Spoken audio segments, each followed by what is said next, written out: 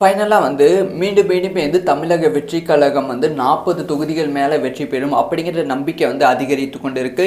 இப்போ மோர்சிஸ் சர்வே அப்படிங்கிற ஒரு சர்வே எடுத்திருக்காங்க. இது தமிழக நாளிதழ் எடுக்கல. ஸோ மத்திய அரசு சார்பாக இந்த ஒரு சர்வே எடுக்கப்பட்டிருக்கு. அங்கே இருக்க ஒரு யூனிவர்சிட்டி ஒரு சர்வே எடுத்திருக்காங்க. இந்த சர்வேல சொன்ன ரிசல்ட் ரொம்ப ஷாக்கான ஒரு ரிசல்ட்டாக இருக்குது. இந்த சர்வேல அதிமுக பற்றி பேசல, திமுக பற்றி பேசல, வேற எந்த கட்சியை பற்றியும் பேசல, தமிழக வெற்றி கழகத்தை பற்றி மட்டுமே பேசியிருக்காங்க. அதுலேயும் உமன்ஸ் வாக்குகள் பற்றி பேசியிருக்காங்க. ரியலி அந்த ஒரு பேரா படிக்கும் போது ரியலி கூஸ்பம்ஸ் மூமெண்ட்டாக இருந்துச்சு. டீட்டெயிலாக பேசலாம். அதாவது ஒரு 3 நாளைக்கு முன்னாடி குமுதம் நாளிதழ் ஒரு கருத்து கணிப்பை ரிலீஸ் பண்ணியிருந்தாங்க. அந்த கருத்து கணிப்பை கொஞ்சம் ஷாக்கிங்காக தான் இருந்துச்சு. ஏன்னா அதில் தமிழகத்தில் அடுத்த முதல்வர் யார் ஆனால் நல்லா இருக்கும் அப்படிங்கிற ரிசல்ட் ரிலீஸ் பண்ணியிருந்தாங்க. அதில் முதல் இடத்துல விஜயும், 2வது இடத்துல எடப்பாடி பழனிசாமி, 3வது இடத்துல சிஎம் ஸ்டாலின் அவர்களும், 4வது இடத்துல சீமான் அவர்களும், 5வது இடத்துல அண்ணாமலை அவர்களும் இருந்தாங்க.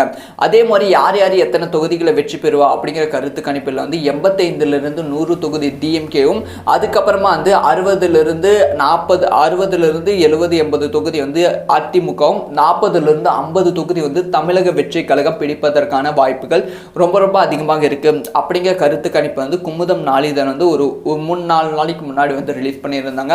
அதை பார்த்த பல அரசியல் கட்சிகள் கொஞ்சம் ஷாக்கிங்காகவே இருந்தது. அதிமுகவை விட தமிழக வெற்றி கழகத்துக்கு இந்த அளவுக்கு வாக்குகள் இருக்கா இன்னும் பிரச்சாரம் ஸ்டார்ட் பண்ணாத முன்பே?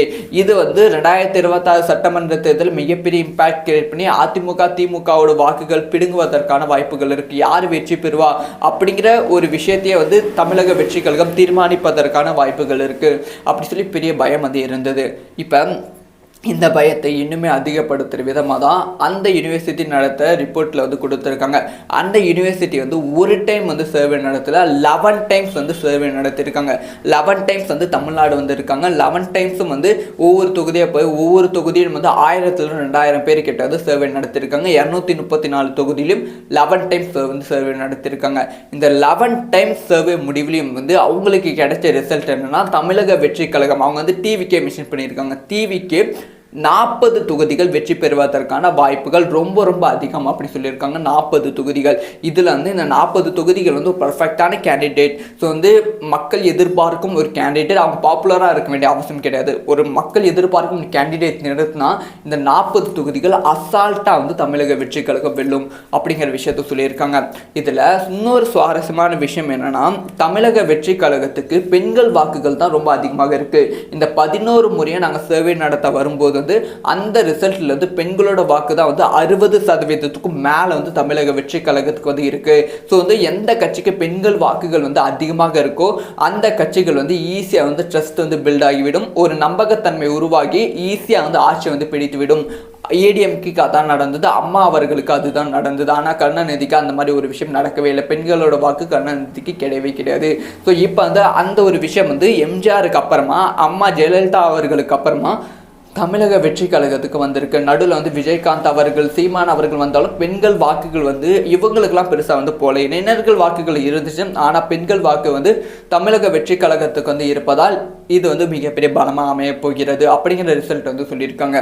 ஆனால் இது எல்லாமே எந்தவித பிரச்சாரம் இன்னும் ஆரம்பிக்கலாம். முழு நேர அரசியல்வாதியாக விஜய் அவர்கள் ஈடுபடலை.